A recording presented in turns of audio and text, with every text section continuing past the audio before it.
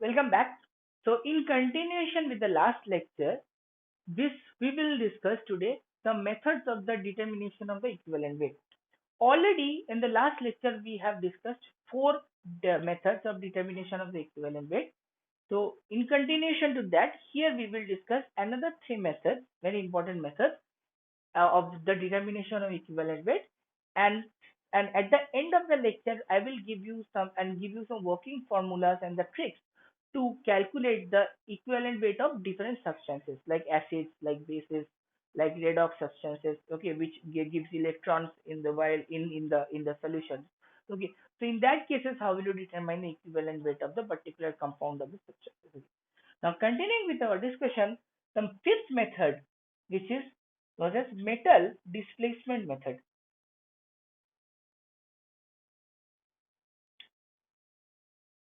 Metal displacement method. Displacement method. Okay. Now, what you do in this case? Displacement method. See, in salt solution, if you think of the salt solution, like give you an example. If you put iron in copper sulfate solution, what you will observe? It will produce iron sulfate and your copper, right? So what is here doing? Here your iron is basically replacing the copper and forming ferrous sulfate and copper metal. So this is one of the reaction is known as the metal displacement reaction. Now in this case, you will easily able to calculate if you know either the equivalent weight of copper or equivalent weight of iron. Anyone if you know, you will easily able to calculate equivalent weight of the other one. Let's see if I know the equivalent weight of copper, and I will be I be easily able to calculate the equivalent weight of iron. So this is one of the way. Acha. So what is the but there is a condition. What is the condition? And I would say this as a funda. Funda. What is the funda here? The funda is the determination of the equivalent weight. Let me write it here. The determination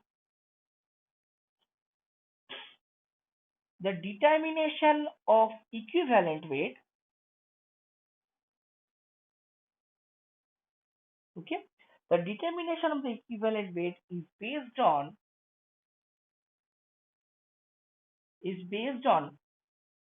hmm, is based on the the fact that the masses of the two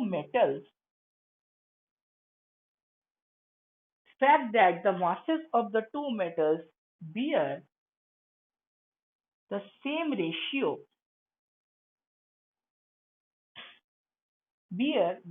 ratio as their equivalent weight.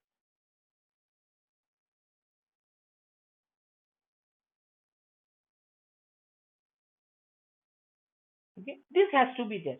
Otherwise, this method is not applicable. So what is this? That the masses of the two metals bear the same ratio as their equivalent weight. It has to be. Okay. So what is the working formula? What is the working formula then? Let's say if I know here E of, let's say this is my M1 and this is my M2. So this is also my M1, this is my M2. So what I will write here, E of metal 1 will be equal to W, okay, W of metal 1 divided by W of metal 2 multiplied by E of metal 2. Okay, this is a working formula. Now given a problem, let's say given for this reaction a problem, okay, problem given for particularly this reaction, okay, if your let's say W1 is 2.04 grams, let's say 2.04 grams, okay, W1 is 2.04 grams, okay, and your E1 is given 31.7, which easily you can say 31.7 is for copper, right? Okay, so and your W2 is given what? 1.8 grams. So you have to determine the E2. So let me write, this is EM1, no, this is EM2, right? This is M2, this is M1, and this is M1. Okay. Now just I will put in this formula. So what I will get here, E of M1 is equal to, let me see, you can see this or not. Yes. Okay. E of M2 is basically WM1, which is 1.8 multiplied by 31.7 divided by 2.04. So what will be the results? Let me check.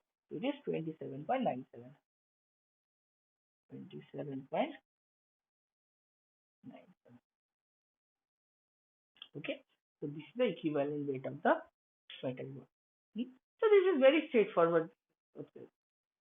So most of the cases you will encounter a numerical problem from this method. Hmm? Okay. Now let me rub it this.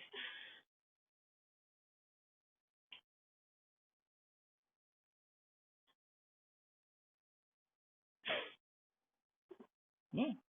Okay. Now the next one.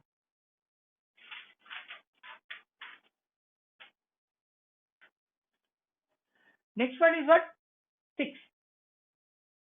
which is double decomposition method.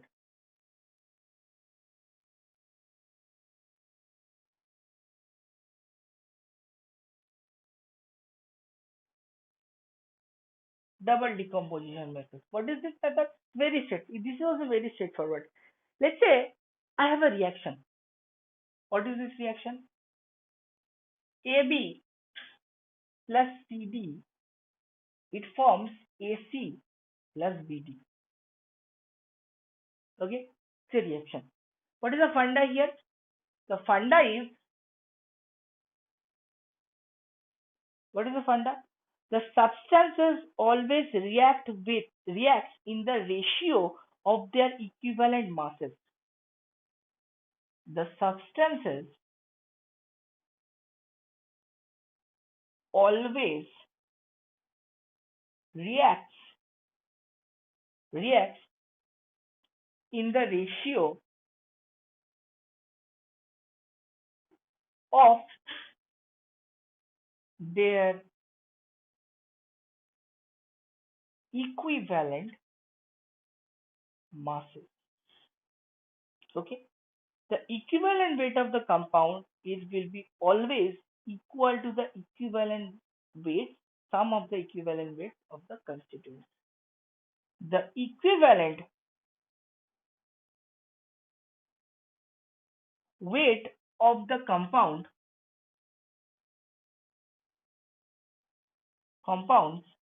will be equal to the sum of equivalent weights of the constituents. Right? That means the equivalent weight of AB will be equal to the equivalent weight of A plus equivalent weight of B.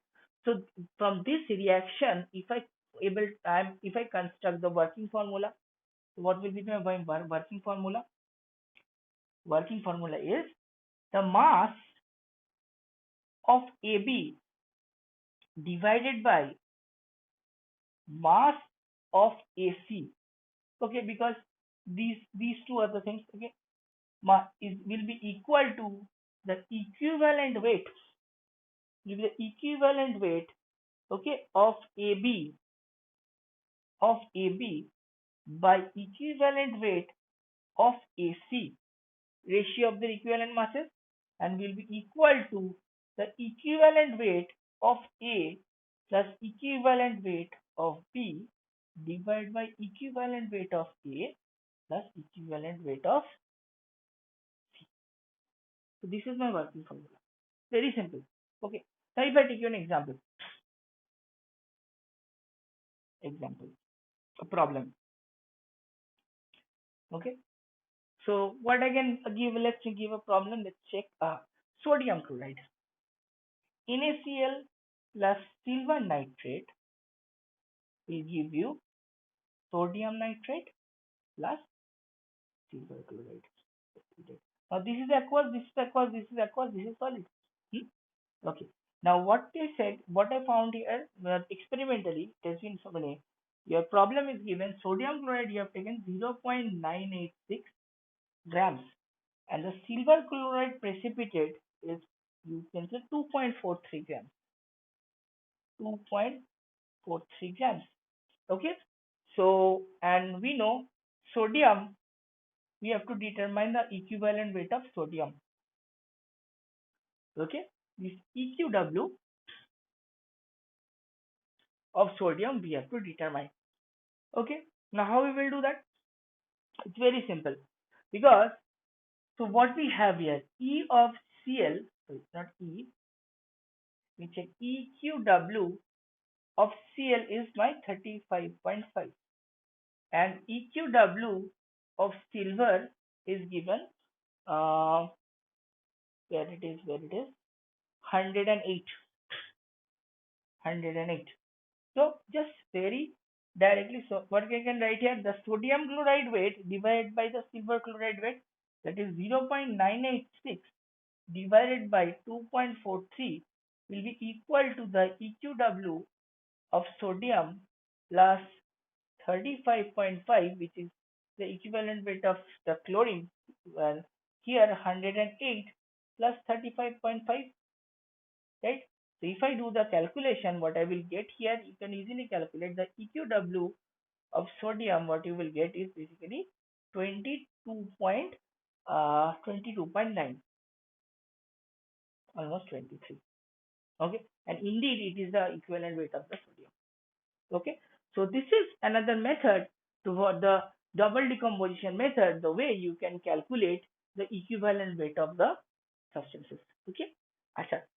So the last one, which I will say here, another method. This is a very important method, and you have already learned this method in your class 9, class when you have learned electrolysis.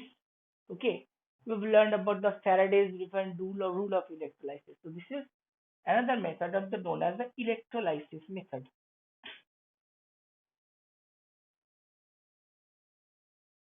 Okay, electrolysis method. How we will do that in the electrolysis method? Yes, it follows basically a simple rules of the Faraday's law of electricity, two electric law.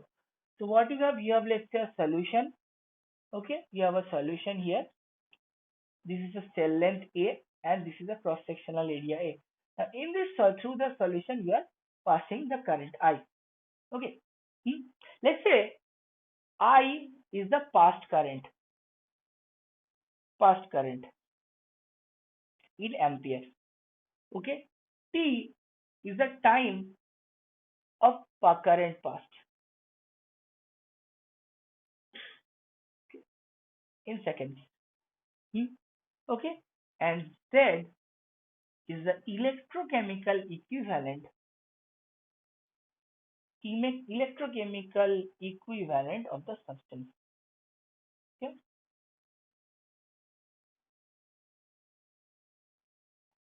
Electrochemical equivalent of the substance. So this, if you don't know what is this electrochemical equivalent, so go to the video where I have uploaded the playlist of electrochemistry, and in the electrochemistry, go to the last part. I think I can remember last part. There is a video on this Faraday's law of electricity, the electrolysis. So there you will understood the concept where I have introduced this Z concept of Z, and for the this hmm, okay, and you discuss, so where there I have discussed this electrochemical equivalent of the substance. Okay, now this one is basically what? Nothing but your equivalent weight divided by 96500, which is 1 Faraday of electricity. Okay, 96500, which is the 1 Faraday of electricity. Acha. Now, so if I give you a problem, so what is the then the W will be the weight of the substance which is deposited in the electrode, is basically Z I into T. And if I give, let's say, so equivalent weight divided by 96500 multiplied by I multiplied by T, right? 96500 multiplied by I multiplied by T. If I give you a problem, okay, let me, if I say that given your I is equal to 0.2 ampere, okay, and T is 1 hour. So what is 1 hour? Is 60 into 60, 3600 seconds, right?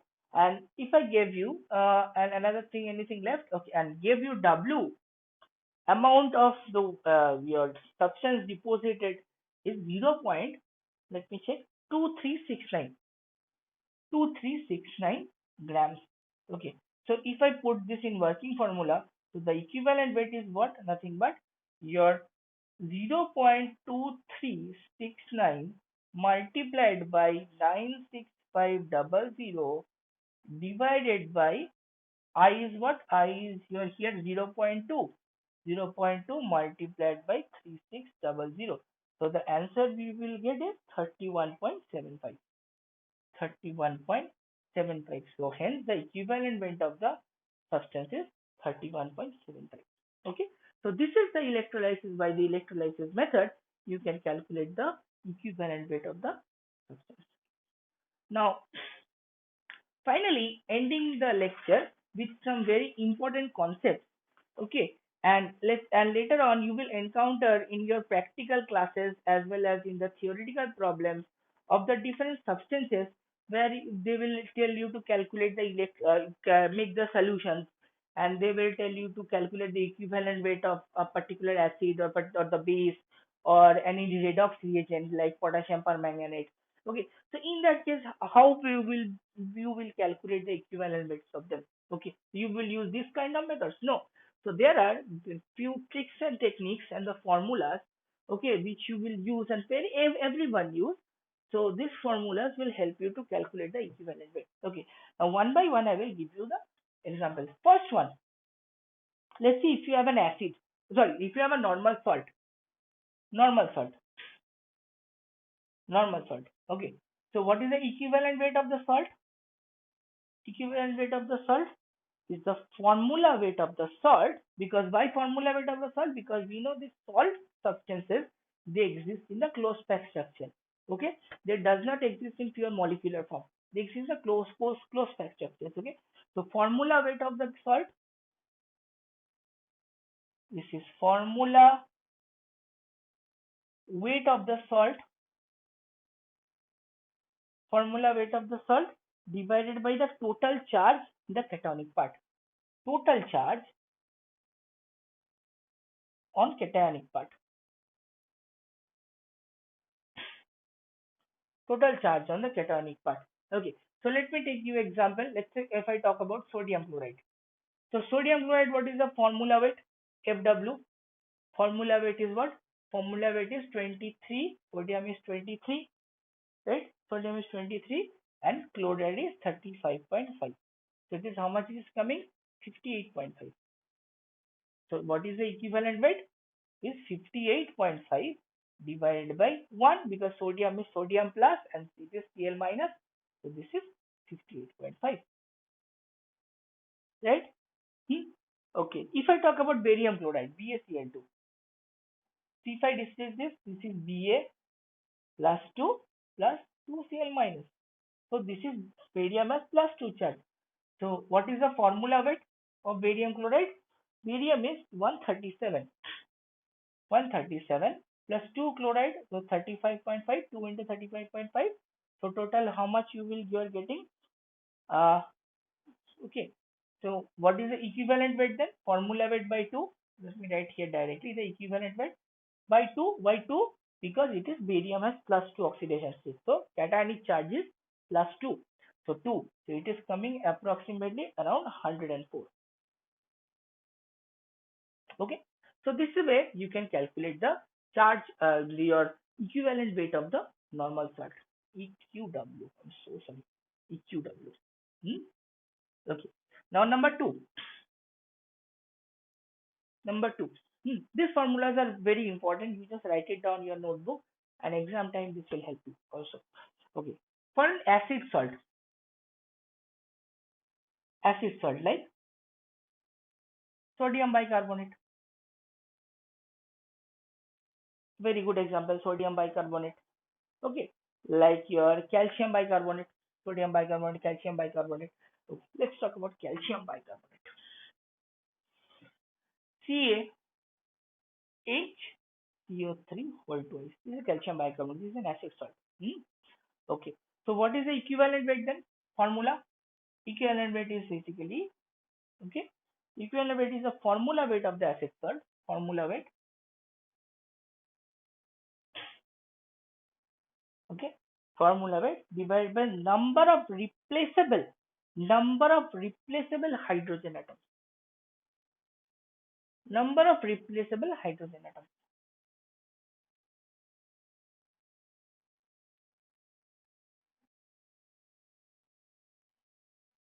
Okay. Means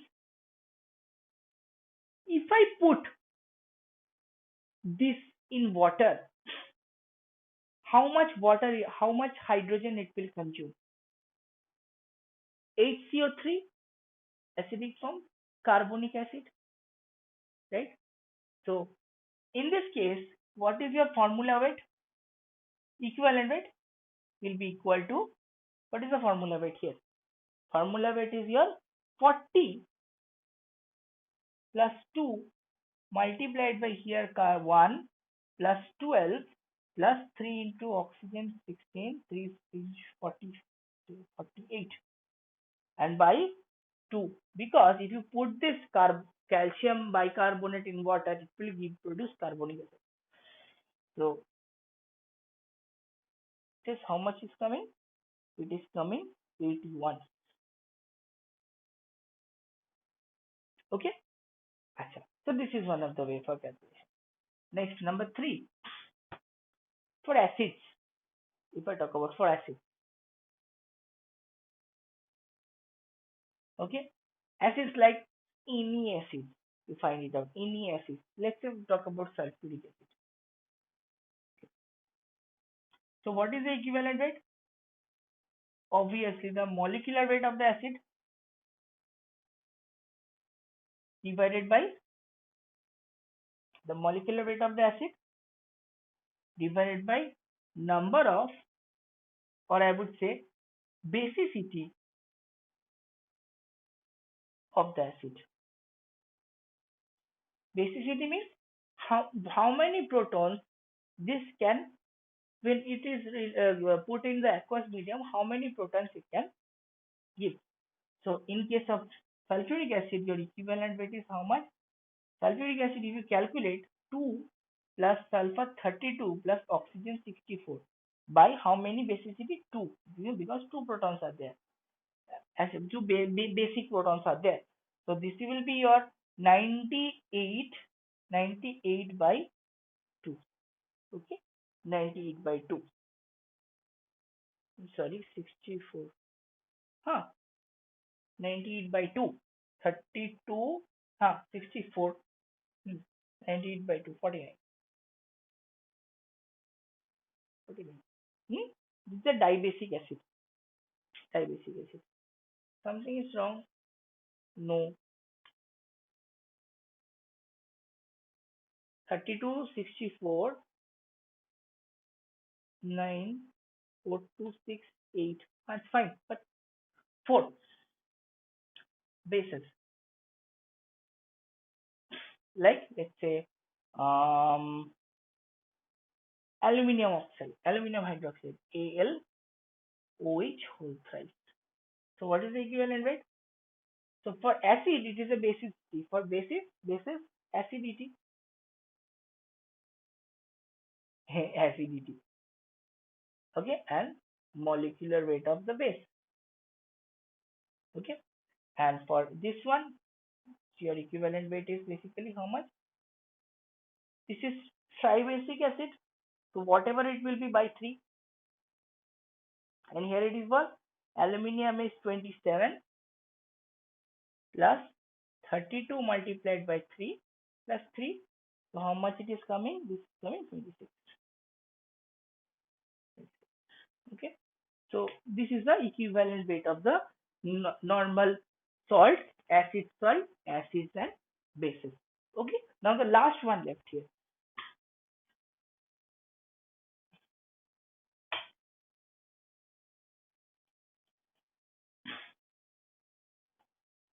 Last one which is left here. Okay. Which is the equivalent weight for oxidant and reductant. 5.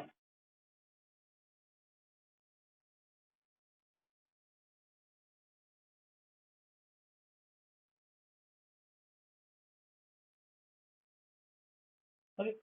Let's talk about one oxidizing reagent, that is KMnO4, or let's say oxalic acid. Very simple, oxalic acid. What is this oxalic acid? OH, OH, 2H2. Okay. So what is the your H2, H2C2O4, 2H2 here. Now it has two replaceable protons, two replaceable protons. So it is one of the divacic acid.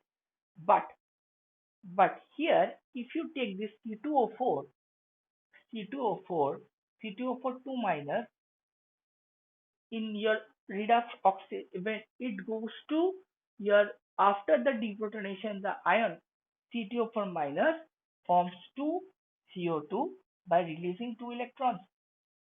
By releasing 2 electrons. Okay, so it basically okay, so by get oxidized and form carbon dioxide. So this releases 2 electrons. That means replaceable number of electrons. That means the oxidants will, what will do? They do oxidation. That means itself they will get reduced. Means they will accept electrons. And what the reductants will do? They reduce, but itself they will get oxidized. That means they will release the electrons. Okay. So number of electrons gain and number of odd number of electron lose is the factor here. So what is the equivalent weight here? Equivalent weight is basically the molecular weight of the reductant slash oxidant divided by number of electron lost or gained. So in this case, what is the formula weight? Sorry, well, not molecular weight, sorry, formula weight. So what is the formula weight here for this case? The formula weight is how much? 2 carbon, 12 into 2 plus 16 into 4 plus 2 plus 80. So it will come 124 plus 64. It is 88. 88 plus 2, 19. Something is wrong. Okay. 24 plus 250. 64, 98, 100. Okay. 100. Something is wrong. 2. I'm sorry. Oh, sorry. 2 hydrogen I missed.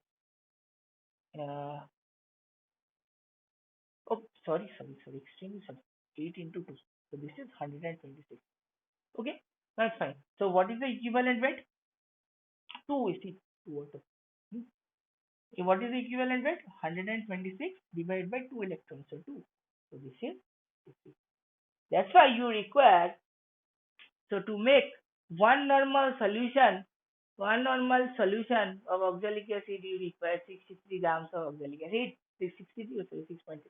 If I, let's say 1000 ml, let's say you want to make just a small funda.